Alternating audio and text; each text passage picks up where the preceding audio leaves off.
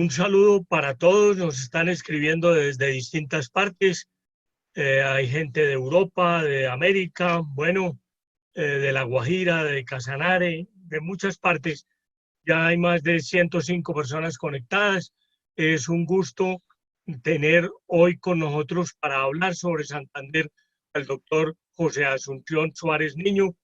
Él es el secretario de la Academia Santanderista de Colombia, es un genealogista supremamente conocido, miembro de un montón de academias, entre otras la de España, de genealogía. Ha escrito muchísimos ensayos y artículos en revistas de Colombia y del exterior. Y bueno, queríamos tener en este día a una persona que tuviera una visión crítica sobre Santander, pero se desaparecieron los anti-santanderistas.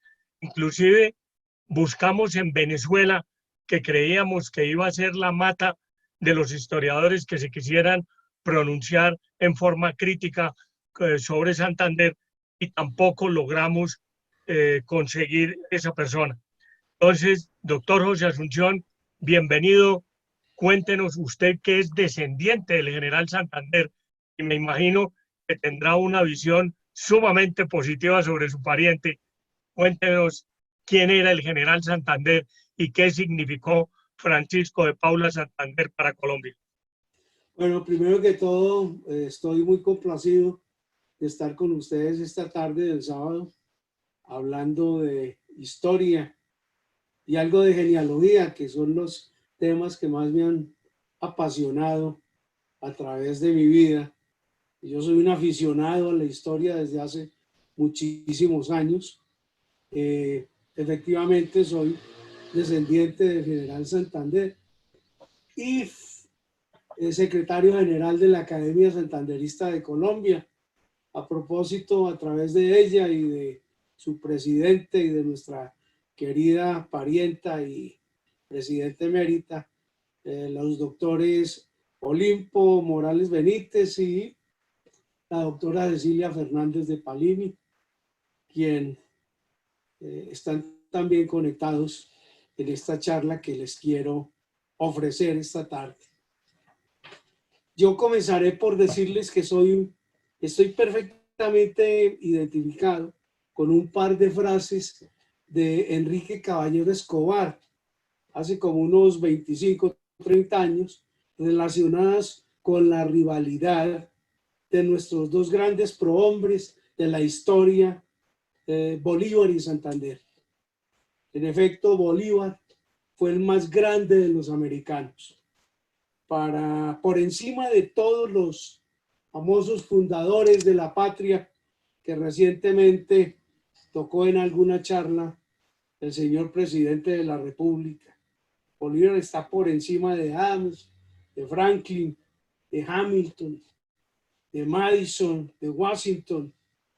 Es decir, lo que quiero en este concepto decir es que indudablemente Bolívar fue el más grande de los americanos, pero también Santander fue el más grande de los granadinos. Santander, paradójicamente, ha sido el hombre más calumniado en la historia de Colombia, pero eso no le quita su grandeza. Como Caballero Escobar decía, que para exaltar la gloria del más grande de los americanos, no es necesario o no era necesario roer la estatua del general Santander. Yo soy un admirador incondicional de Bolívar y soy un adorador también incondicional de Francisco de Paula Santander. Y ya son varias décadas que llevo escudriñando la existencia y la obra del más grande de los granadinos. He tratado en la medida de lo posible no caer en charlatanería vacua, peroratas insustanciales, acumulación de adjetivos gastados con exageraciones líricas sobre el talante perfilado del hombre de las leyes. Primera figura granadina, enigmática, constante, que ha ocupado el escenario histórico nacional. Nudo no resuelto entre seguidores y detractores del verdadero arquitecto civil de la nación colombiana, determinaron desde hace 200 años enfrentarlo con el Libertador. Insensatos que bautizaron como genitores del liberalismo y del conservatismo, patentaron consejas y aprovecharon para regar pólvora sobre el todavía husmeante vasto territorio patrio recientemente liberado. Características de pensamiento y acción en movimiento, sucesos significativos bien averiguados con datos precisos y seguros, rasgos evocadores y pintorescos con auténticas revelaciones a ser olvidadas y con el principio cardinal de la verdad, es interesante e imperativo para llegar a conocer el verdadero carácter del general Francisco de Paula Santander. Propósito que he tratado de conservar cuantas veces ha sido posible al hacer un retrato de mi ilustre antepasado, así mis capacidades no alcancen el resultado de ese gran anhelo. 30 años que cambiaron el destino de un pueblo abrumado y sometido. Murallas hechas añicos permitieron derribar el maderamen del encierro para que sus hijos respiraran en medio del polvo de la guerra nuevos aires de libertad. Es verdad que la causa de la independencia no fue popular en sus orígenes, sino después de que la sangre derramada por los pacificadores encendiera los ánimos del pueblo. Antes no. Antes esa causa, en forma de anhelo político, de noble doctrina idealista sobre la libertad, solo estaba en el cerebro de algunos hombres excepcionales cuya aparición simultánea encima del escenario de América es prodigio de la emancipación. Por ello, es preciso no caer en la lisonja sobre la vida y obra de aquel estudiante de leyes que paso a paso, sin artimañas, escaló la pesada cumbre para ocupar el sitial más honroso que la República tenía destinado para sus grandes guerreros. Contrasta con la definición que hace Laureano García Ortiz, quizás el más fiel biógrafo de Santander.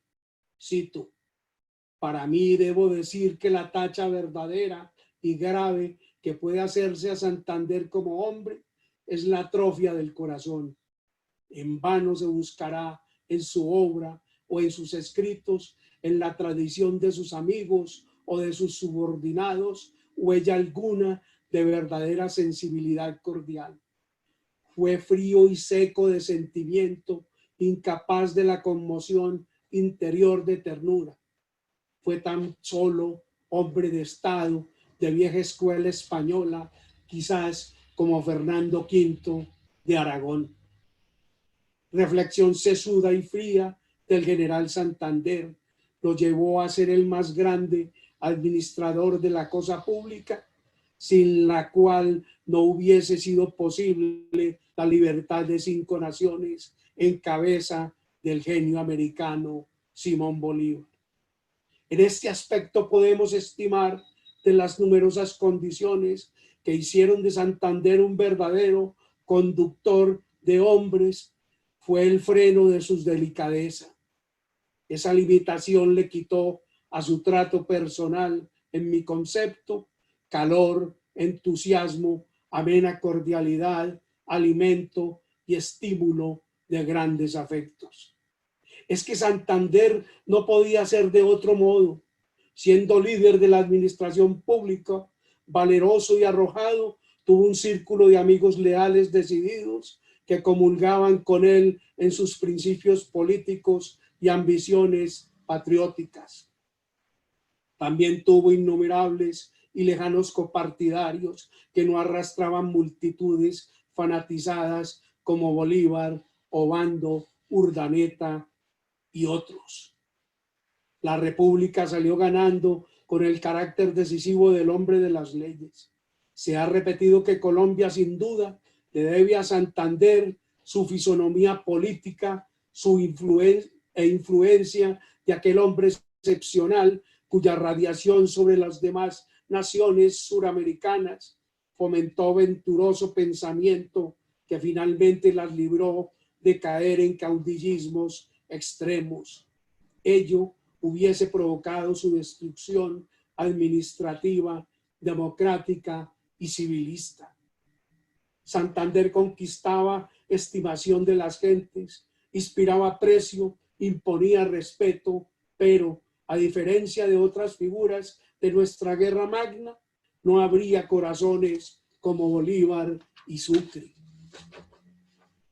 Buenos amigos de Santander, como don Francisco Montoya, don Juan Manuel Arrubla, los doctores Francisco Soto, Vicente Azuero, Ezequiel Rojas y Florentino González, el obispo Gómez Plata, el poeta Luis Vargas Tejada, los generales López, Obando, le fueron fieles y leales, pero no se ven sus relaciones hasta dónde iba el amigo personal y dónde empezaba el cooperador político.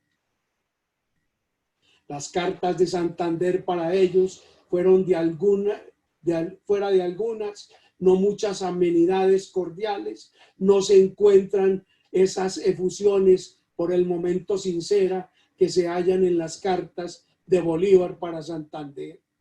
Muy contrario a lo que sostienen algunos de sus malquerientes, la correspondencia más nutrida, respetuosa y cariñosa de toda la América, por lo menos en su primera etapa, fue la suscrita entre este par de titanes.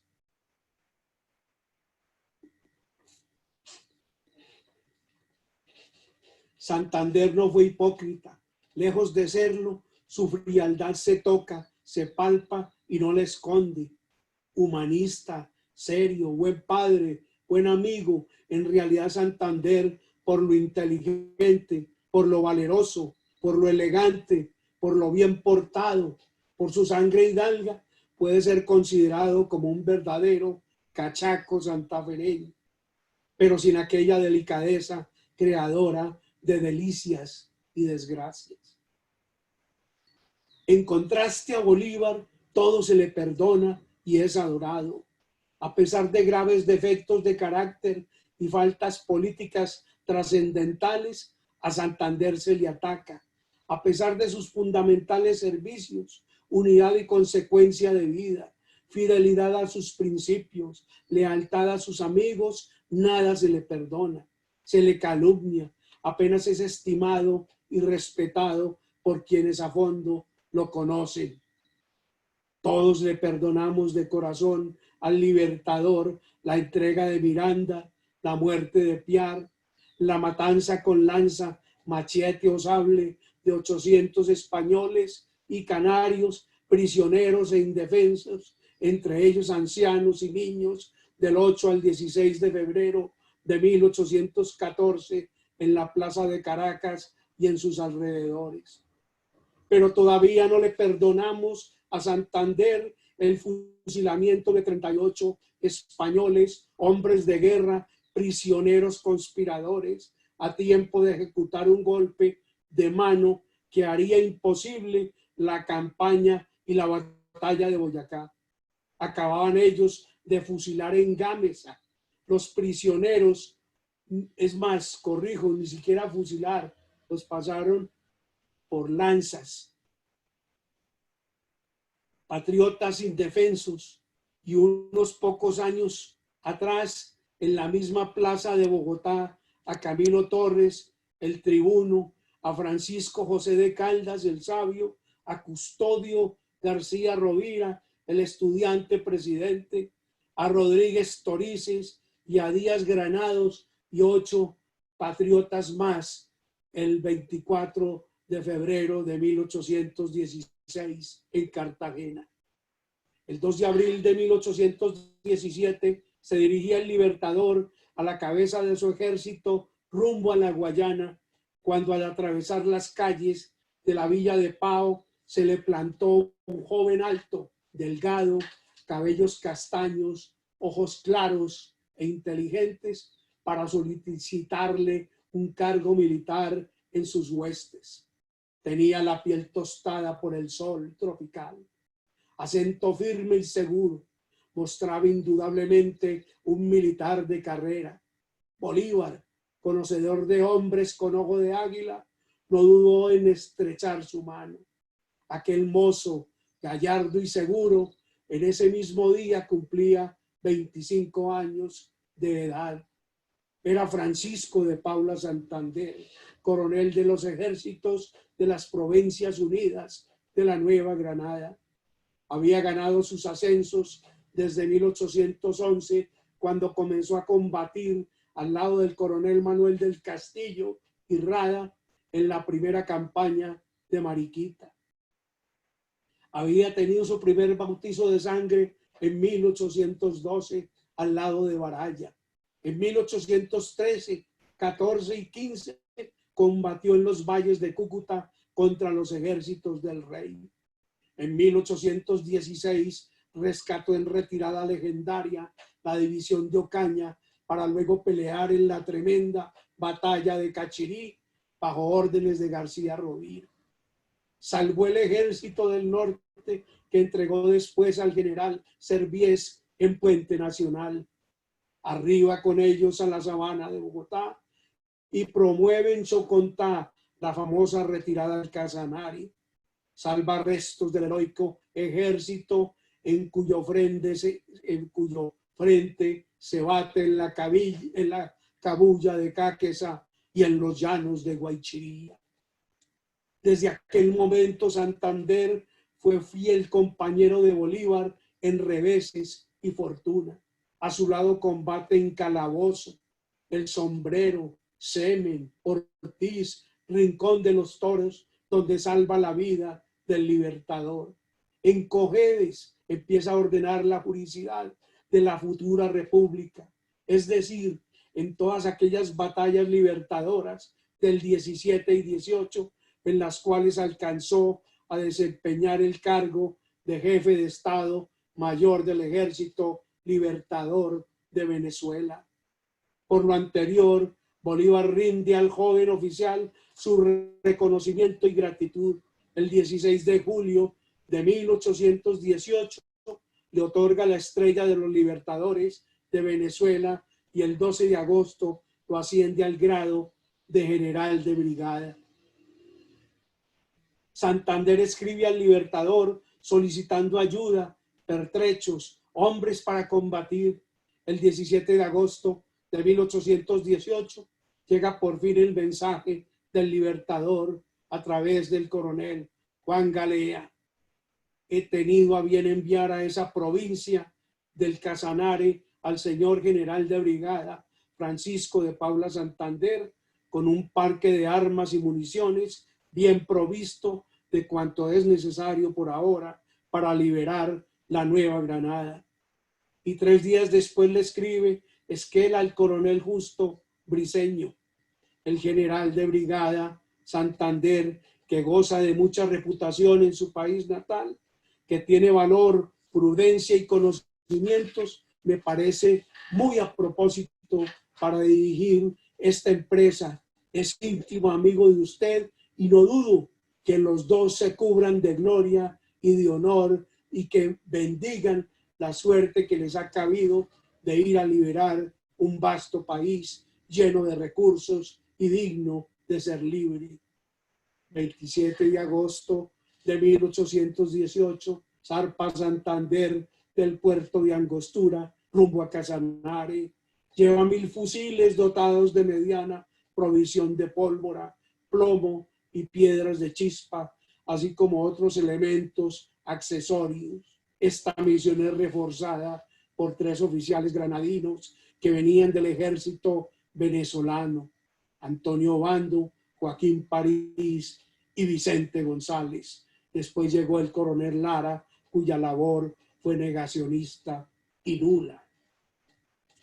Cierto día llegó al cuartel general de Tame una misiva firmada por el general Bolívar el 20 de mayo de 1819, en la cual se pedía a Santander prepararse para invadir la Nueva Granada, obrando en combinación con tropas venezolanas que entrarían por otros puntos que serían definidos más tarde. Santander contestó listo y aparejado. No tema, su excelencia, en lo que atañe a la oportuna cooperación de mis tropas. Y afirmándose en los estribos, paseó su codiciosa mirada libertadora por las azules cordilleras que ocultaban el gran altiplano de la Nueva Granada. Santander opinó por la unión de los dos pueblos. Mas, si para lograrla pretende Venezuela absorber a la Nueva Granada, me opondré a tal pretensión, defendiendo los derechos de mi patria con las armas en la mano. Si en cambio se llama a la Nueva Granada a una unión pactada mediante la libre discusión de los títulos de los titulados para ello, en una unión que realmente merezca el nombre de tal, nadie dude de que esa unión se realizará. Por ella influiré aún más para que el mandatario de esa nueva nación sea el general Bolívar. Él es el único indicado para guardar el equilibrio entre los dos estados, porque como venezolano lo aceptan sus coterráneos y porque yo, como vocero de la Nueva Granada, le garantizo su mandato en mi patria. Esta bella carta, que lleva fecha el 1 de junio de 1819, fue la última escrita por Santander en defensa y solución del problema de la soberanía de la Nueva Granada. Y sus firmes conceptos ardían en ella a manera de testamento latente e irrevocable que rubrica el mancebo ante los altares de la patria. Y sus valerosas declaraciones hicieron tanta batería en el sagaz espíritu del libertador, enterrando para siempre sus peregrinas ilusiones imperialistas sobre la Nueva Granada. Esta vez ya no se trataba de la operación secreta que le comunicaba Santander en carta del 20 de mayo, en la cual, según se supo después, érase la intención de invasor entrar por los valles de Cúcuta a darse la mano con las tropas de Santander en la línea de Chicamocha. Se trataba ahora de entrar con su ejército por el mismo Casanare, incorporarse al ejército de Santander y marchar juntos sobre la Nueva Granada. Y en seguimiento de su nuevo y juicioso plan, esguazó el Arauca, y he aquí como el 22 de junio de 1819, y a la cabeza de 2.146 hombres, llegó a Pore, cuartel general de Santander, quien, cumpliendo nuevamente lo prometido, puso complacidamente a las órdenes del insigne caraqueño 1.800 combatientes que constituían el ejército de la Nueva Granada y que ahora pasaba a formar la vanguardia del que se llamó Ejército Libertador de la Nueva Granada, bajo el comando supremo del Libertador. Santander continuó como jefe del ejército de vanguardia.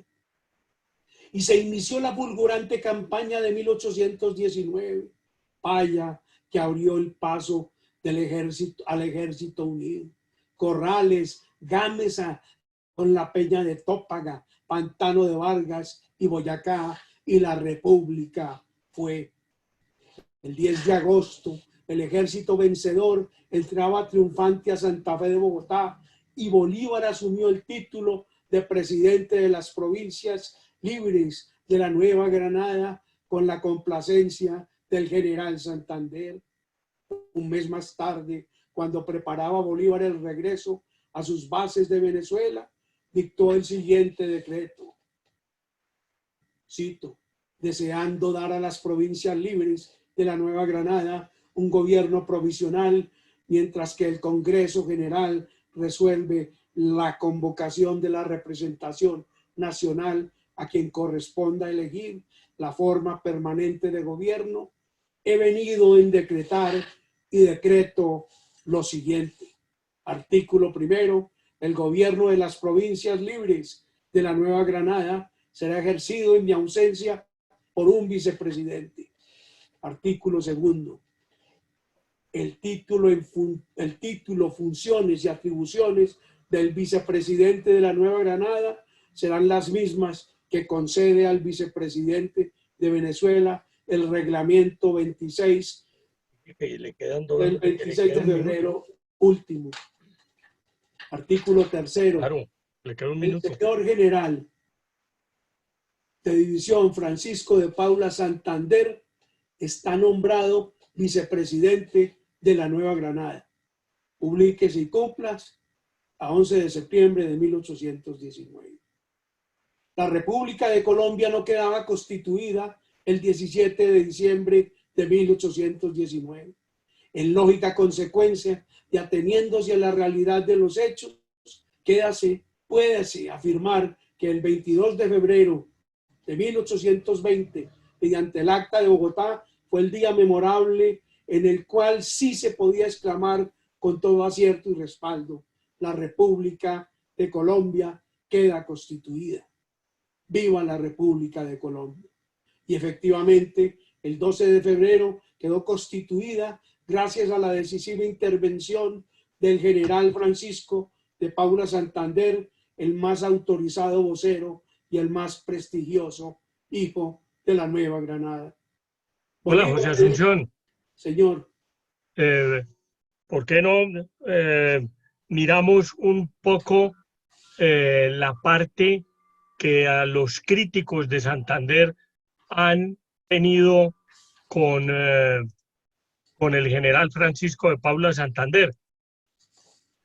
Bueno, por ejemplo, cuando estamos hablando del general Santander, hay gente que dice que él fue el inspirador del libro que escribió Duyckinck Holstein contra el general Simón Bolívar, libro en el cual se basó Carlos Marx para escribir lo que escribió en contra del Libertador. ¿Tú qué opinión tienes de esa posibilidad de Santander haber participado en los odios de Duyckinck Holstein? Yo pienso que es lo que siempre se ha tejido sobre esa versión. No hay un respaldo bibliográfico que lo respalde, y valga la redundancia. Yo he buscado a través de muchos años esa cita que muchos autores le han dado, entre ellos sí. algo escudriñando algo, habló sobre eso Blanco Fontboná, pero realmente fueron cosas de chismes y de dimes y diretes. Lo que se puede pensar, digamos, cuando Santander estuvo en el exilio, no tuvo ninguna entrevista, y Santander era entrevista con el autor de estas consejas. Santander era un hombre supremamente organizado, era un hombre que llevaba un diario con las horas precisas, con los momentos precisos, hacia dónde se desplazaba y cómo hacía los desplazamientos. En el diario de Santander jamás aparece esa cita.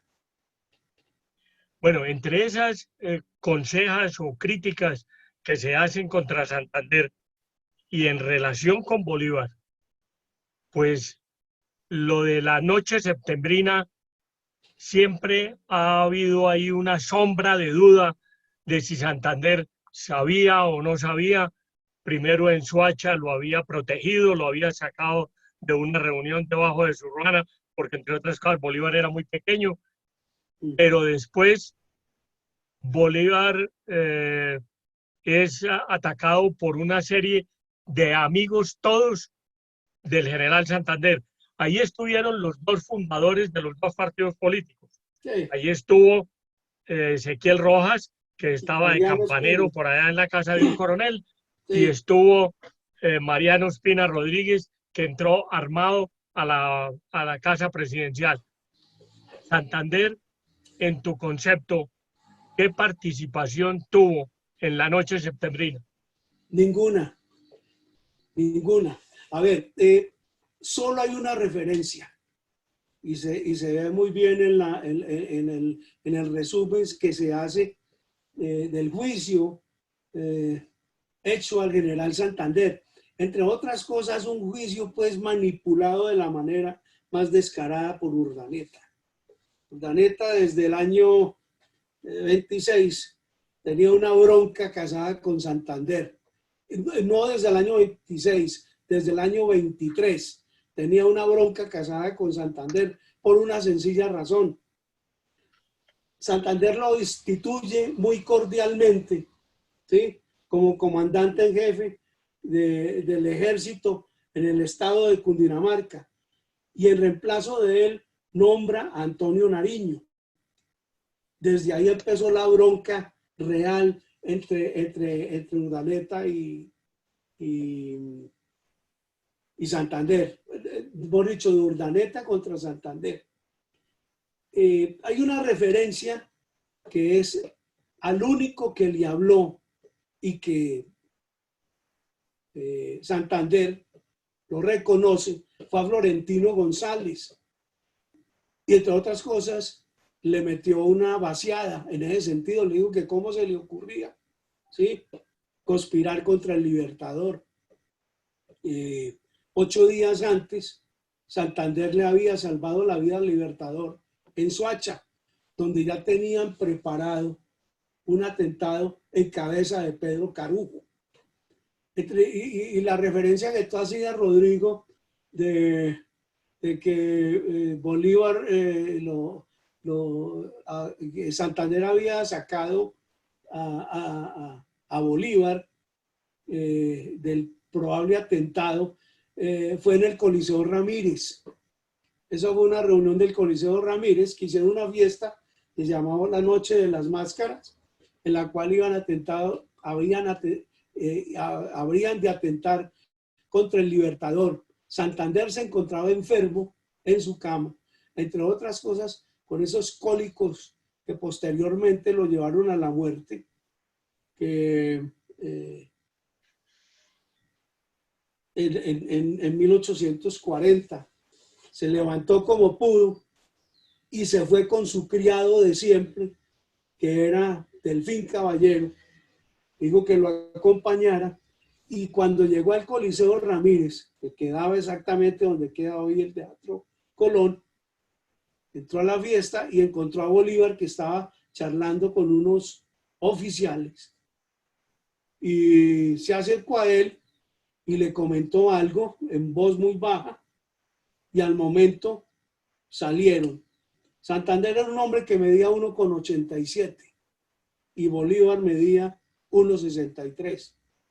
Santander utilizaba siempre una capa que iba prácticamente hasta el tobillo, y ahí fue cuando sacó a Bolívar, y en esa proeza también iba el general Córdoba. Resumiendo, la nefanda noche septembrina, Santander siempre se opuso a cualquier circunstancia que no fuera democrática, y menos en cabeza del Libertador. Pero bueno, José Asunción, lo que pasa es que dentro del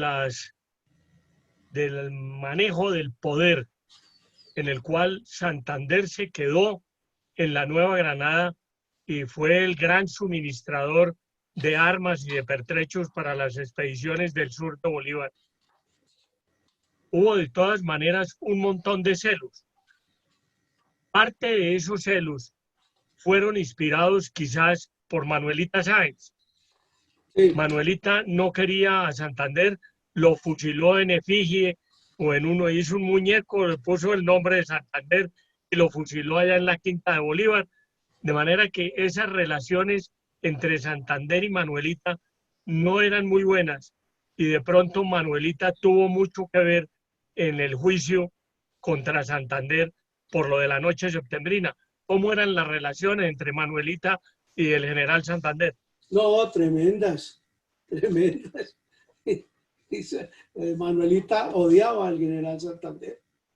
Y lo que tú acabas de decir es también una realidad. Eso sucedió en la Quinta de Bolívar, la casa de descanso del general Bolívar, que le había obsequiado don Pepe París. Efectivamente, una noche organizaron una fiesta, colocaron una imagen del general Santander y Manuelita mandó organizar un pelotón de fusilamiento y le dispararon a esa imagen de Santander. A través de Córdoba supo Santander de esto y Santander muy prudentemente le hizo el reclamo al Libertador a través de Córdoba también, y Córdoba le contestó que iba a hablar con Manuelita. No sé si lo haría o no lo haría, pero de ahí eso no pasó a mayores. Pero ¿cuáles eran las causas del odio de Manuelita contra Santander? Al comienzo de las relaciones entre Manuelita y Santander, ella se creía con algún derecho de mando sobre el general Santander, y Santander era un hombre, como les decía hace un rato, un hombre supremamente organizado que no permitía que se le metieran en los asuntos de él, no solamente privados de la administración, sino en las políticas, que entre otras cosas Santander seguía muy bien al pie de la letra de las órdenes que emanaban del presidente titular, que era el general Simón Bolívar. Manuelita siempre se creyó con la autoridad suficiente para dar órdenes, hasta el punto que, por ejemplo, cuando Santander sale al exilio, le colocó un espía que la mantenía informada a través de los capuchinos, ¿sí? Le mandaba notas casi cada 3, 4 días de todas las cosas que hacía Santander, cómo estaba y todo eso, que era Montebruno, ¿no? El espía que le puso Manuelita para que le informara sobre los andanzas, qué decía, qué hacía el general Santander cuando iba rumbo al destierro hacia Cartagena. Bueno, José Asunción, pasemos a otra parte, a otro tema que ha sido muy cuestionado. Hemos hablado, tú te referías ahora, obviamente, a unas actuaciones de Bolívar que no vienen al caso, pero sí es del caso, y tú lo mencionabas, el fusilamiento de Barreiro y de los 38 oficiales españoles capturados en la batalla de Boyacá, que fueron fusilados por Santander después de que Bolívar salió de Bogotá. ¿Cuál es la justificación, desde tu punto de vista, de ese fusilamiento de Barreiro? A ver, Bolívar propone a Sámano, que se encontraba en Cartagena, un canje de 38 prisioneros encabezados por Barreiro, por prisioneros también que Morillo tenía en Portobelo. La respuesta de Sámano desde Cartagena es pasarlos por las armas, además de dar una orden adicional para que pasaran también por las armas, o mejor, a cuchillo, a unos prisioneros que tenían los españoles en Santa Marta. Entre ellos 3 mujeres, ¿no? Las damas de alta alcurnia bogotana solían visitar a los prisioneros en cabeza de Barreiro y los otros oficiales, los 38 oficiales, para llevarles vituallas, llevarles ropa, llevarles buenas viandas, ¿sí? Además de en la memoria de Santander estaba la ejecución de los 34 soldados rasos del Ejército Patriota el 10 de julio de 1819 en La Ramada, donde se cometió también una atrocidad. La Ramada, que era jurisdicción de Gámeza, fueron pasados por lanza 34 soldados rasos, que entre otras cosas los amarraron espalda con espalda, y Barreiro les prometió un ascenso el que fuera capaz de un solo lanzazo atravesar a los dos que tenían espalda con espalda.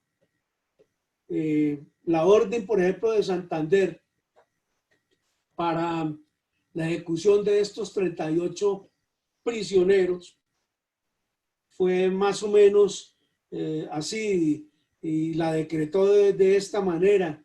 Dice que habiéndose denegado el virrey a entrar en contestaciones con el gobierno, pues es necesario hacer pasar por las armas todos los oficiales prisioneros. Eso lo hizo el 11 de octubre de 1819.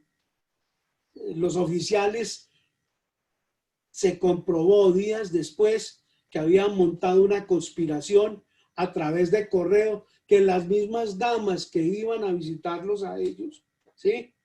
Iban pasando a otros realistas que se encontraban todavía camuflados en Santa Fe de Bogotá. Ahí obviamente Santander se jugó su prestigio.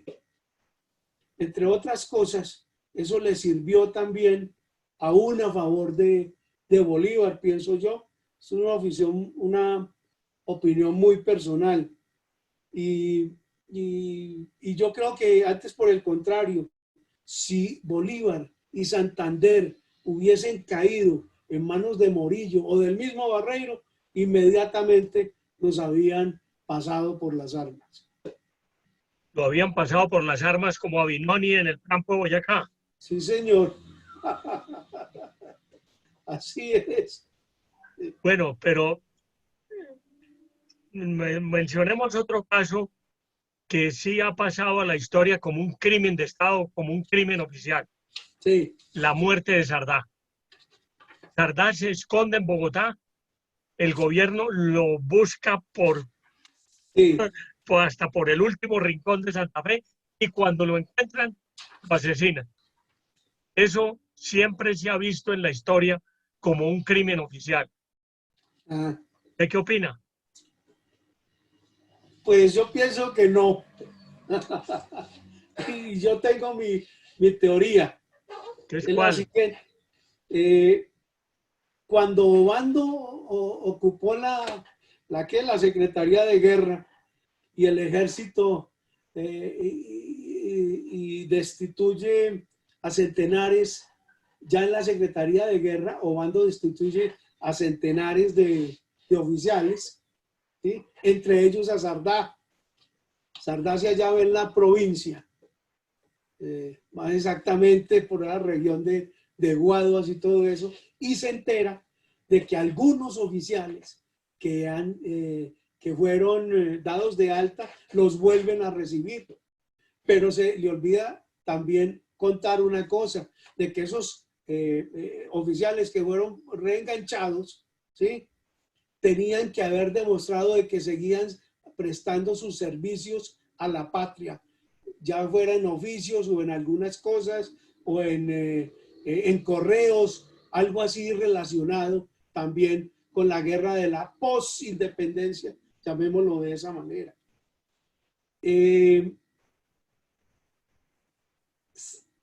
Pero José Asunción, Sardá era un bolivariano. Pero de raca mandaca. Español bolivariano. ¿Ah? Era español y bolivariano. No, era más bolivariano que Bolívar. Bueno. Tenía fama de traidor también. Bueno, ¿y por qué? Acuérdate que Sardá también traicionó al ejército español. Claro, siendo español, volviéndose patriota, pues había traicionado a España. Pero ¿por qué persiguieron a Sardá? ¿Por qué Santander puso en la mira de la escopeta a Sardá? Mire, Sardá monta una conspiración y la monta con uno de los amigos, hermano de uno de sus mejores amigos, que fue Joaquín París, el hermano de él, que era Mariano París, que ese se le pegaba a un avión fallando en conspiraciones y todo eso, un poco díscolo de la familia, una especie de oveja negra, pero que Santander en el fondo lo quería y lo estimaba, hasta el punto de que él en el testamento lamenta profundamente la muerte de París, pero no nos desviemos. En el lapso en que Sardá es cogido preso por la conspiración y vencido en juicio, a Santander, Sardá va a la cárcel y un día antes de hacer la ejecución se vuela, y es cuando se mete en una casa enfrente del palacio donde estaba Santander y dura ahí un año escondido. Lo escondieron los curas, porque los Hágame el curas favor, también estaban metidos escondido en el sitio donde nadie lo iba a buscar, donde nadie era lo al iba a frente de la buscar. casa de donde estaba Santander. Exactamente. Entonces, lo escondieron ahí un año y lo escondieron los curas, que también estaban metidos en la conspiración, entre ellos el que después fue el arzobispo Mosquera, que se volvió íntimo amigo de Santander después, pero en esa época era otro conspiretas. Hay una anécdota que cuando Tomás Cipriano de Mosquera, Sardá había montado un atentado contra Santander y venía Santander con Mosquera y Cordobés. Venían en un carruaje en el que Don casi... Cordobés Moore, Sí, señor. ya, el escritor. Entonces, el escritor Cordobés Moure. Entonces venían en un carruaje y están dos personajes que tenía Sardá, que estaban, cuando él estaba camuflado con un disfraz, y le dice, ¿con quién viene Santander? Y le dijeron, no, viene con Mosquera. Cuando le dijeron, viene con Mosquera, el tipo no hizo el atentado, pero ya lo tenía en la mira. Finalmente, hay dos personajes que entran en este juego, que son dos oficiales. Y eso sí yo le recrimino a Santander. Estos dos oficiales eran Torrente y Ortiz, que fueron los que se camuflaron para llegarle a Sardá. Entonces, tienen una reunión con Sardá porque ya tenían mucha gente en la conspiración para derrocar el gobierno. Torrente y Ortiz entran a la casa donde estaba escondido Sardá y se camuflan en ella porque Sardá los había citado a través de sus fuentes para darles instrucciones. Cuando iba saliendo de la casa y al despedirse, Ortiz le dice a Sardá, general, se me olvidó decirle una cosa. Y Sardá le pregunta, ¿qué es? Y se voltea y le mete un pistoletazo que en el pecho, cae y lo remata también en el piso. Lo que yo le cuestiono a Santander es lo siguiente. Era un prófugo. Si bien es cierto, era un prófugo, ¿sí? Han debido, obviamente, detenerlo y todo eso. Pero la orden nunca se comprobó que haya salido de Santander. Se supone. Segundo, le cuestiono otra cosa a Santander, y es por qué al año siguiente asciende a Ortiz a sargento mayor. Entonces ahí también se pegan los enemigos de Santander diciendo que le pagó el favorcito de Sardá. Eso es lo que generalmente dicen, porque el que lo mató después lo ascendieron. Bueno, ahí le pagaron un favor. Sí, Pero hablemos de un aspecto que es muy complicado, que es de la plata. Hablemos de plata. Santander tenía fama de tacaño. Su pariente, me perdona, pero tenía fama de tacaño. Y alguna vez leí que se había metido en una empresa para desecar la laguna de Guatavita, a ver si encontraba por fin el dorado ahí en la laguna. Y la sí, laguna la desecaron.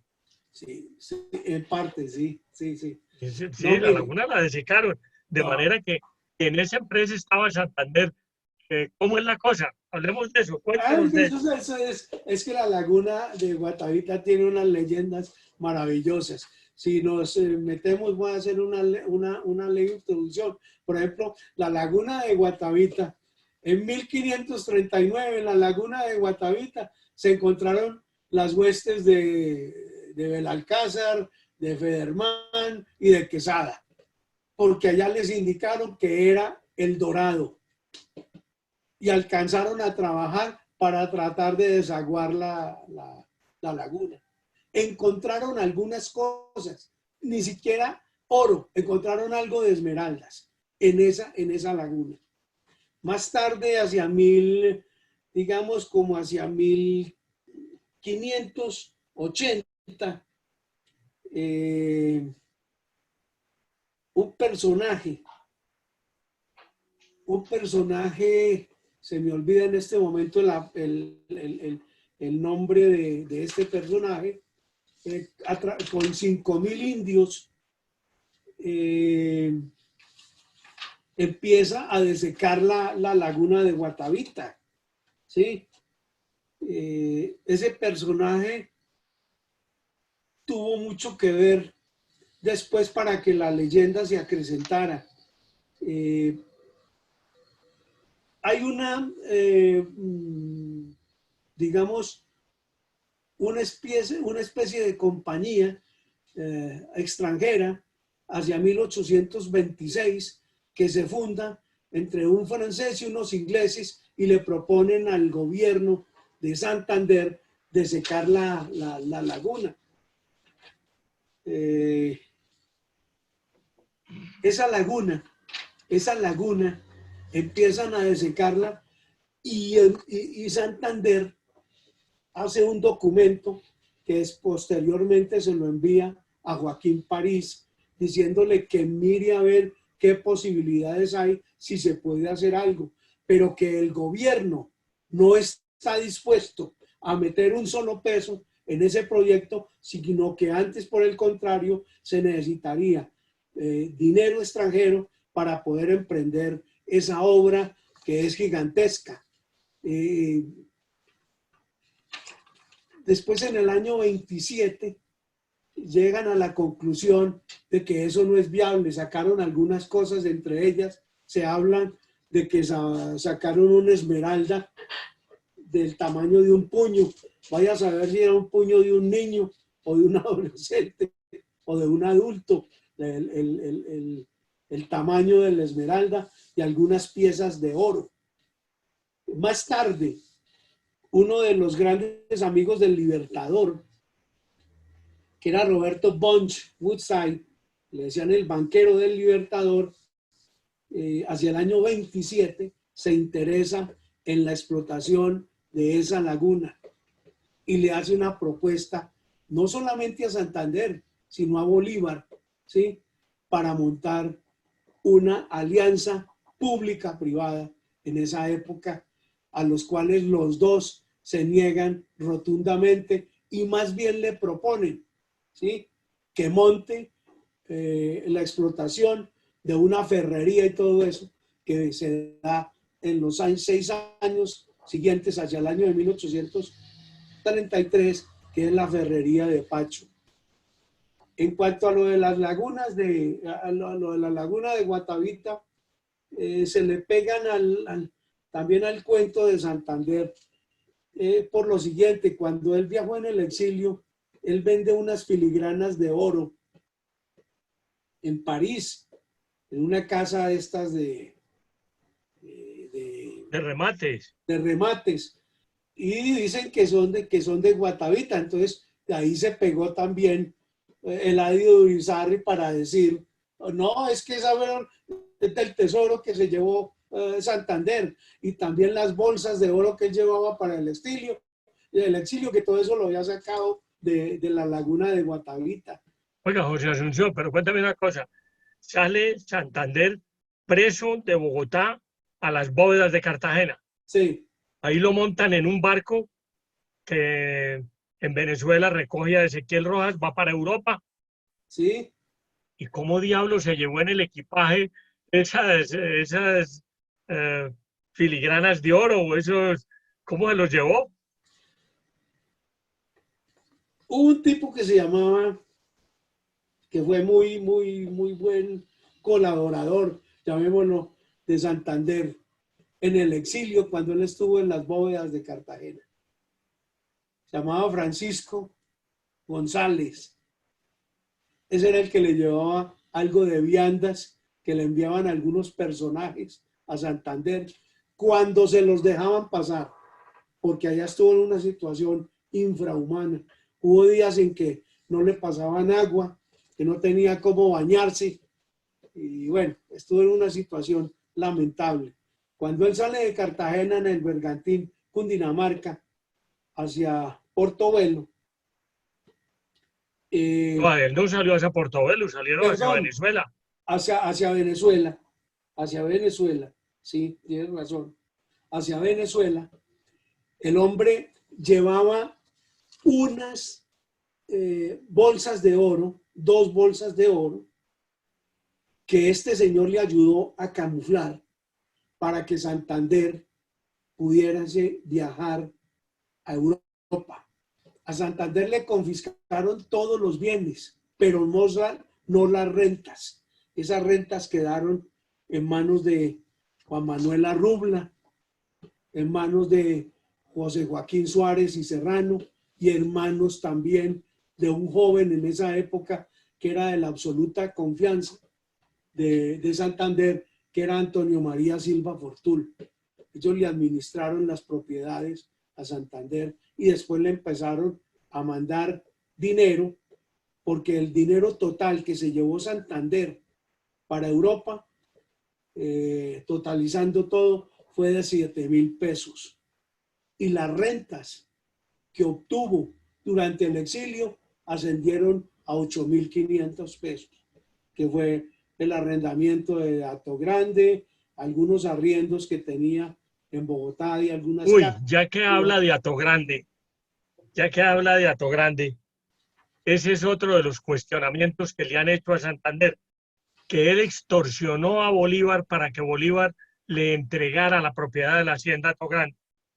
Que cuando Bolívar le escribía, mándeme 5.000 hombres y pertrechos de armas para la campaña del sur, él le preguntaba por la hacienda Hato Grande, que si le decía que no, no le mandaba recursos, y cuando le dijo que sí, que bueno, que le entregaban a Hato Grande, entonces aparecieron los 5.000 hombres armados para combatir en el Ecuador y en el Perú. ¿Cómo es lo de Hato Grande y del cura al que se la quitaron? En fin. No, esa sí me hace reír. Primero que todo, yo no me imagino para Bolívar dejando de chantajear de Santander. Eso sí es para reírse uno. Primero, hay una cosa muy interesante. La hacienda de Hato Grande fue adjudicada en 1819. Cuando Bolívar va hacia el Perú, es en 1823-24, de 26. Entonces, 8 años después lo iba a chantajear Santander de que le pasaran la hacienda de Hato Grande. Eso es inverosímil. Segundo, la hacienda de Hato Grande fue conquistada, eso fue confiscada a un cura de Chía que era Pedro Martínez Bujanda. Uganda. Era un realista de raca mandaca, del cual el señor Pedro Groth, por ejemplo, en la primera campaña en 1815, le dice a Bolívar que era un cura que hablaba contra los patriotas desde el púlpito, toda esa vaina, que era un tipo inmensamente rico y que vivía acechando, o mejor dicho, aupando a todos estos campesinos que no se fueran a plegar a los ejércitos del Libertadores y toda esa cosa. Y estando en Chía, el mismo Libertador lo hace traer y delante de Pedro Groth le dice: exprópiese esa hacienda, y la expropian. Después la vuelve a recuperar cuando llegó Morillo, se la regresa. Y hacia 1819, Bolívar hace un decreto en el cual dice que pagándole los buenos oficios, los servicios y algunos sueldos atrasados al general Santander, le entrega la hacienda de Hato-Grande. Es más, por insinuación de Bolívar, la casa del señor Córdoba en la primera calle Real también se le entrega al general Santander. Esa casa quedaba en lo que es hoy el edificio de Avianca. Entonces, fue por pago de servicio y todo eso, pero aquí también a los historiadores se les olvida una cosa importante. En el año de 1816, Francisco de Paula Santander, con otros notables de Cúcuta, hacen una recolecta de fondos para la independencia y entrega en ese concepto 12,000 pesos que le correspondieron de su herencia. El resto de la herencia que tenía el general Santander se la pasó a su hermana Josefita. Entonces eso es carreta de lo de la hacienda de Hato-Grande, que después pasó, inclusive después de los años, estuvo en poder de mi familia, de mis bisabuelos y de mi abuelo. Se la vendieron en 1913 a Pepe Sierra, mediante la escritura 195 de la notaría primera. Yo tengo copia de esos documentos. Oiga, José Asunción, ahora que hablamos de la hacienda Hato-Grande, hay una anécdota que alguna vez estaban jugando tresillo en la hacienda Hato-Grande, Bolívar, Santander, Arrubla y Sáenz. Bolívar siempre perdía jugando, pero esa vez ganó. Y en el momento en que recogió las fichas, Bolívar dijo: por fin me tocó algo del empréstito. Sí. Se estaba refiriendo Bolívar al segundo empréstito. El primer empréstito lo había hecho el señor Sea, y recordemos que Bolívar dijo que Sea era un ladrón, un pícaro que lo había engañado. Sí. Y después dicen que los últimos dineros de ese empréstito, primero se los gastó, el señor Sea con la prima de Bolívar por toda Europa, y que cuando él se le acabó la plata, a ella le dio una patada y salió de él. Pero el segundo empréstito, que lo trataron a Rubla y Sáenz, eran muy amigos de Santander. Sí. Siempre han dicho que hay una sombra de duda sobre ese empréstito, que aquí prácticamente no llegó nada. Eso todo se fue en comisiones, Sí. en abonos al primer préstamo. Aquí casi que no llegó nada. ¿Cómo es la cosa? Santander era socio de Arrubla y Sáenz. Ahí hubo comisiones. ¿Cómo fue la cosa de ese segundo empréstimo? No, a ver, Santander tuvo algunos negocios particulares con Arrubla y con Sáenz, de los Siendo cuales presidente de la República. no. Claro, cuando ¿Cuándo Santander... no? Si aquí llegan las tropas de Bolívar perdón. y el tipo empieza... No, espérate, es que hay otro personaje que es Hurtado. Hurtado era un socio de Sáenz, ¿sí? Y con Arrubla eran unos prestamistas, tenían una casa de préstamos que le prestaban plata al gobierno central. Entonces, es más, le prestaban plata a corto plazo al gobierno central, mientras el gobierno hacía ingentes esfuerzos por conseguir más dinero para financiar la campaña del sur del Libertador Bolívar en Ecuador y en Perú. ¿Qué sucede con este empréstito? En 1822 ya existía una duda tremenda sobre las negociaciones que había hecho Francisco de Antonio Sea, inclusive con López Méndez, que también era el delegados que había mandado el Libertador a Londres. En ese momento, Santander exige un representante adicional para que vaya a supervisar qué es lo que está sucediendo con esos empréstitos, cómo está el movimiento del dinero allá, si han dejado depósitos para que a su vez obtengan algunos réditos. Y es cuando ambos, Bolívar y Santander, envían a Rafael Revenga, que es un hombre que pone allá la cara y le tocó pagar todos los tumbados que hicieron, sobre todo Francisco de Antonio, y a Revenga lo meten preso. En esos ires y venires de esos dineros, para resumir el cuento, se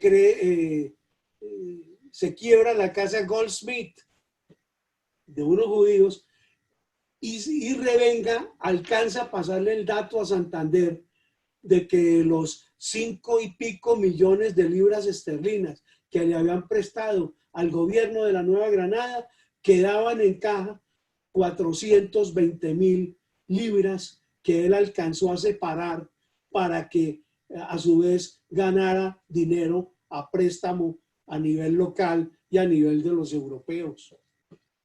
Santander puso digamos, una especie de contraloría de esos dineros. Lo que pasa es que ya cuando de esos 5 y pico millones se quedaron los europeos, o mejor los londinenses, se quedaron con más de 3 millones de libras esterlinas de la época, en pago de intereses mal negociados y también en pago de la gran vida que se dio Francisco de Antonio Sea, viviendo allá en una mansión, con criados, con librea, carruajes y toda esa vaina. Entonces vivió como un príncipe. Bueno, hablemos son muy jodidos. Hablemos, me están haciendo unas preguntas del público, sí, que te las quiero transmitir. ¿Cuál sí. fue la relación o cuál fue el incidente entre Santander y el Negro Infante? Hombre, el Negro Infante, desde el comienzo que estaban en los llanos orientales, ese fue el que apodó a Santander, que era un general de escritorio, ¿sí? Que era un general de pluma. El Negro Infante, pues era un bravío combatiente de los llanos venezolanos, que estuvo también en la campaña y estuvo en la batalla de Boyacá. Era un hombre supremamente aguerrido.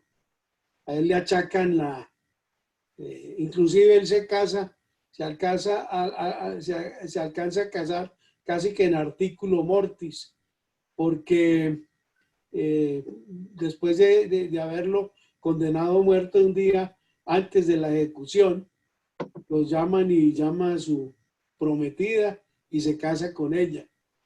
Pero el Negro Infante cometió un delito y fue que mató a uno desde sus custodios, ¿no? En plena calle real.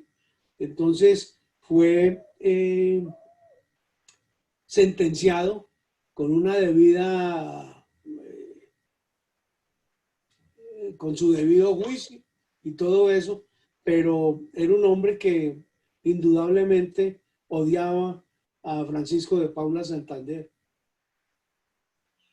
¿Cómo es, pues, me están preguntando también por el chat, que cómo es posible que Santander, un hombre que venía de la Nueva Granada, que quedaba pues lejos de la mano de Dios, llegara a Europa y se relacionara tan bien, pues que pudo cenar con Humboldt, que pudo visitar a Jeremy Bentham y Bentham lo recibió y lo invitó a comer en su casa.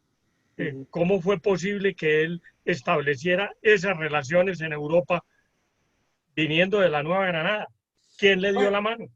mira, Santander era un hombre era un hombre de una gran sensibilidad social, de muy buenas maneras y de muy buenas relaciones interpersonales con los delegados extranjeros. Aquí en Santa Fe, cuando fue vicepresidente, tuvo muy buenas relaciones y ellos se encargaron de conectarnos con algunas personas importantes en Europa. Mirar uno, por ejemplo, el diario de Santander en el exilio, es una cosa extraordinaria cómo lo recibían en todas partes. Era un hombre que, fuera de ser un gran bibliófilo, era un hombre supremamente ilustrado, era un hombre que tenía una excelente conversación, era un hombre que cuando salió de aquí, por ejemplo, de la Nueva Granada, dominaba perfectamente el latín, hablaba muy bien el inglés, lo perfeccionó en Europa y allá cuando regresó después de 3 años, vino con 3 idiomas más que aprendió, como el francés, y aquí cuando salió, él tenía muy buenas bases de francés también, italiano, lo aprendió rápidamente, perfeccionó el inglés y algo de portugués y alemán también. Santander era un hombre que tenía mucha accesibilidad a los altos círculos sociales, hasta el punto que cuando él regresa en el exilio, se viene con Pedro Bonaparte, sobrino del gran emperador, quien además hizo una descripción de Santander absolutamente realista, en el sentido cuando dice que él ha conocido a todas las majestades de Europa, pero que ninguna ha visto el don de mando, la relación de gentes y el manejo de la palabra como la tiene el general Santander. Bueno, hay una persona en la vida de Santander que es Nicolasa Ibáñez. Ajá. Nicolasa fue su amiga, no sé qué más, administró sus bienes cuando Santander estuvo en el exilio y al regresar Santander, pues le da una patada a Nicolasa y se casa con otra. ¿Cómo es la cosa? A ver, el gran amor en la vida de Santander fue Nicolasa Ibáñez. Y fue un amor que nació desde el primer momento cuando él está en Ocaña. Hizo una gran amistad con la familia de Nicolasa, con los Caro también, ¿sí? Caro, que era un realista, Antonio Caro, Antonio José Caro, que se casa con Ibáñez, que entre otras cosas era tan buen poeta como mal amante. Eso lo aprovechó también Santander, fue el gran amor de su vida. Santander, cuando sale al exilio, se habla de que las Ibáñez, o mejor dicho, Nicolasa es la que le administra sus bienes. Eso no es cierto. Los administradores de los bienes de Santander fueron principalmente Juan Manuel Arrubla y Joaquín Suárez y Serrano. Ellos le manejaron la hacienda de Altogrande y las que hacían los cobros eran las Ibáñez, pero no administraban esos bienes. Ellas eran las cobradoras, ¿sí? ¿Cobradoras de qué? De los réditos que obtenía Santander en la hacienda de Altogrande, en algunos tiendas que tenía y unas casas que había dejado arrendadas. ¿Y de dónde sacó tanta plata Santander para comprar esas casas? Porque era un hombre muy organizado, era un tipo muy ahorrativo. Él Muy toda la tacaño, noche. decían. No, pues no es que no, era un hombre supremamente organizado. Mira, en el testamento de Santander hace una relación de todas las donaciones. Todo eso sí, controlaba hasta el último centavo, pero eso no quiere decir que sea tacaño. No, era un tipo tan organizado que veía hasta lo más mínimo, pero él sabía en dónde estaban sus platas y qué tenía. Ahora, que le dio una patada a Nicolasa, hay dos cosas. La primera es cuando regresa Santander y hay una persona, ya Nicolasa está viuda, y hay una persona que lo está visitando, va, en la primera visita llega a Santander y están de buenas o tan de malas al mismo tiempo, que encuentra a José Ignacio de Márquez en la casa de Nicolasa, en una casa que le había regalado Santander a Nicolasa. ¿Sí? Entonces, Santander monta en furia, encuella a Márquez, ¿sí? Y lo trata de lanzar por un balcón. Se lo quitó Nicolasa. Desde ahí se dañó la relación. Al poco tiempo, Nicolasa le devolvió la casa. Y otra cosa, ¿de qué vivieron las Ibáñez? Las Ibáñez vivieron de unas rentas que les dejó Santander. Y no solamente Nicolasa, sino la melindrosa Bernardina, como le decía el Libertador. Santander le había comprado 3 tiendas, ¿sí? En los Bajos, al señor Enrique Umaña Barrera, que era uno de los grandes millonarios, llamémoslos, de la época, que ayudó también mucho a la independencia con aportes. Y el usufructo de esas 3 tiendas lo recibía Nicolasa. Por eso las malas lenguas decían que era que le estaba administrando. No, pero eso era plata que recibía Nicolasa de de las propiedades que tenía Santander. Pues Asunción, yo no quiero que terminemos sin hablar del general Antonio Nariño. Nariño muere en Villa de Leyva y sus huesos hoy no se sabe dónde están, porque Santander no dejó hacer en Bogotá las exequias de Antonio Nariño. ¿Por qué no hablamos un poquito de ese tema? Que es un tema que a mí sí me duele porque yo admiro muchísimo al general Antonio Nariño. No, y tienes toda la razón. Esa sí fue una actitud muy mezquina de, de Santander con Nariño. Y yo también deploro eso. Ahí es donde uno se da cuenta de que todos somos humanos y todos cometemos errores. Yo en lo más mínimo he tratado de pintar a Santander como un angelito. No, él tenía sus triunfos y tenía sus derrotas y tenía sus cosas importantes y también sus miserias como cualquier ser humano. Mire, En eso sí tenemos que reconocer que tanto Santander como Bolívar y como Nariño fueron superlativos en todo, en en sus todo. amores y en sus Sí, odios, en sí, sus triunfos y en sus derrotas, en lo que hacían bueno y en lo que hacían malo, sí, en sus concepciones políticas.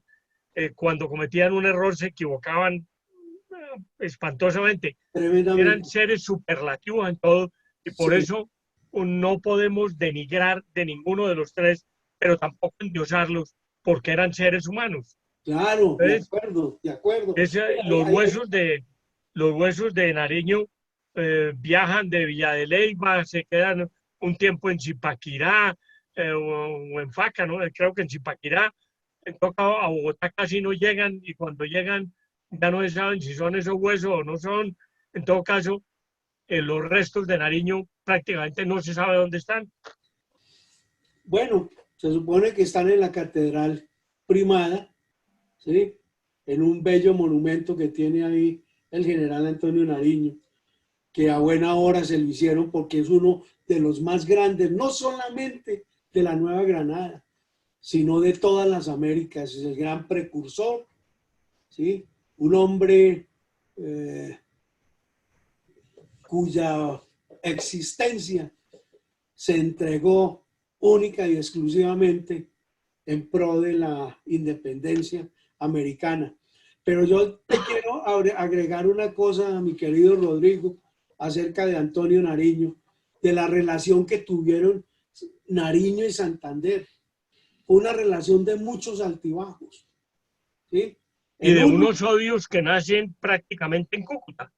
Exactamente. Es que cuando Santander va a visitar a Nariño y Nariño está en un segundo piso, él va subiendo la escalera, entonces Nariño se para para verse con Santander y Santander le dice a Nariño, no baje, general, que yo subo. Y le contesta a Nariño, para que usted suba es menester que yo baje. Entonces, la vaina... No, y desde el momento en que Bolívar nombra a Nariño como vicepresidente, instala el Congreso de Cúcuta y se disputan Nariño y Santander la vicepresidencia de la República. Ahí le quedaron unos odios profundos a Santander, que aparentemente era un hombre muy pasional. Sí, era pasional, pero acuérdate también de una cosa muy importante. El uno era defensor del centralismo y el otro era defensor del federalismo. Entonces eran... Bueno, eso es muy relativo porque Nariño fue centralista cuando estaba en la Nueva Granada, sí, después va a España y cuando regresa ya viene de federalista. Exactamente, exactamente. Sí, hay una anécdota que muy pocos historiadores cuentan de esas relaciones entre Nariño y Santander. Y es Antonio Nariño Ortega, el hijo mayor del general, hace una negociación con el monasterio de Santa Inés, que eran los dueños prácticamente de todas las fincas de la sabana, entre ellas la finca de las monjas, la Jabonera y el Corso. Son 3 fincas bastante grandes. Antonio Nariño Ortega las quiere explotar en ganadería, en sembrados y toda la cosa, y necesitaba un fiador. Habla con Santander y Santander le dice, con mucho gusto yo le sirvo de fiador. Y firma como fiador de la negociación del hijo de don Antonio Nariño y entrega como garantía la hacienda de Atogrande. Eso muy poca gente la cuenta. Y también Santander tuvo unos detalles muy elegantes con Antonio Nariño y su familia. Y es cuando le devuelve la casona donde él había vivido con su mujer y con sus hijos. Nariño inclusive le manda una carta también muy bonita, con mucho agradecimiento, en la cual le dice que agradece mucho que le haya mandado devolver esa propiedad y por los sueldos, dice Nariño, que he dejado de percibir desde mi regreso a la República. Es que hay otra anécdota que pinta también esa relación de altibajos entre Nariño y don Antonio y el general Santander. José Manuel Grot cuenta cuando supo Santander que Nariño iba a llegar a Cúcuta. Santander se estaba tomando unos tragos en una tienda de la calle Real y expresó, según Juan Manuel Grot, dice, cuando Nariño llegue a Bogotá, yo salgo por Santa Bárbara, que es el extramuro. En esa época. Sí. Estamos en los últimos 2 minutos, José Asunción, y yo quiero que hablemos de Santander y la masonería. Sí. Bueno, Santander fue un gran masón. y la verdad es que murió siendo masón. Él nunca dejó de desconocerlo. Eso le ganó ciertas también animadversiones con el clero. Una de las propuestas, por ejemplo, que hace desde Popayán en 1818, no, en 1820, perdón, desde Popayán le escribe Perú de la Croix, que era un masón, de la gran masón que venía de Francia, de París, más exactamente, le escribe a Santander invitándolo a pertenecer a la masonería, porque él desconocía esa parte. Curiosamente, cuando los masones tienen una red de información tan eficaz, Santander le contesta que le agradece mucho sus buenos oficios, pero él ya pertenece desde los inicios de la masonería en la Nueva Granada. Bueno, esa relación de la masonería tuvo algo que ver en las relaciones entre Bolívar y Santander. Bolívar se hizo masón en Londres. Cuando Nos estuvo queda allá. un minuto para terminar, José Asunción, cerremos, por Bueno, favor. no, prácticamente no tuvo que ver la masonería. Esa fue una relación, como se dice, cabeza a cabeza, una relación convencional y una relación de cariño desde los primeros años. Después se enturbió hacia el año de 1827. Una última pregunta que hace Dairo Aranzales. Sí. Petra Vergara Santander fue sobrina del general Santander. Tú que eres este gran genealogista. Es sobrina, pero por el lado del hijo natural de Santander, del general Francisco de Paula Santander Piedrahíta. Muy bien. Muchísimas gracias, José Asunción. Oh, Damos por con mucho terminada gusto. esta conversación a las 5:30 de la tarde. Quedan todos invitados todos los sábados a las 4 de la tarde con otro conversatorio sobre historia. Y pues ha sido un placer.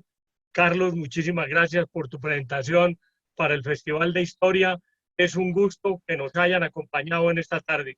Felicidades, buenas tardes, que estén muy bien y muchas gracias. Muchas gracias a todos, Hasta luego. inconvenientes técnicos, pero superamos las expectativas, la plataforma salió, afortunadamente nos podemos ir a Facebook Live y no pudimos acoger a todo el mundo. Fue fantástico, mil gracias a los conferencistas. José, muy amable, Rodrigo, muchas gracias. Bueno, gracias. Adiós. Hasta luego. Hasta luego.